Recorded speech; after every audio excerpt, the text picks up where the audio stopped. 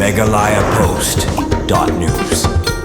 Menteri Ketenaga Kakot Kakya ubah wailat Miki Shila hani kasngi ula pentep bagatanan kalayo pedang ya kai pot jong kiyeng bisar benia halor kajing dawa ka Meghalaya EMRI Worker Union kinong 310 hapo ka jelang kidang beteng kajing ikite lamayong bandawa na kasorkar ban ajing itu bapurai kinong 3 ban penbej runti ya katulam bat kila persyaru ban IT penya segi company cement ya kikali 108 hapo Meghalaya haba keren kila patai khobor ba wailan ulong badang syan ketenan kalayo pedang ya ka kai pon menta kadang bisar benia akimat jeng dawa jong kinong turai hadian belabu jeli direktor mentau Ram Kumar ulawan simti biang kum direktor ke NHM pangadang sudah benlum ke jengelang berngelabata direktor ban khot yakrani kinong turai 108 lawang uba wailan kabasa menta kadai bau direktor khot yakrani kinong turai ban pensngau syaki halor ke jenglam ke kaipon menteri ulawang baka sorkar kan bu ya ke kaipon akmat kinong turai 108 ban syemlang ya karai kumno bania syakman ulawan rapru da kabaong shen ngin sapen bedno yakine baro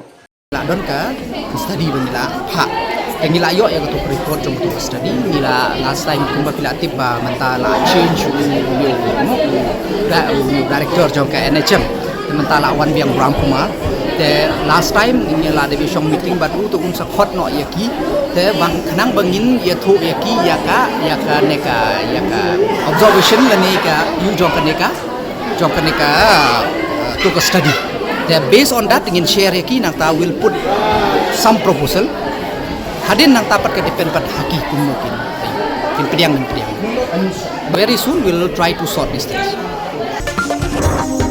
Meghalaya Post.news.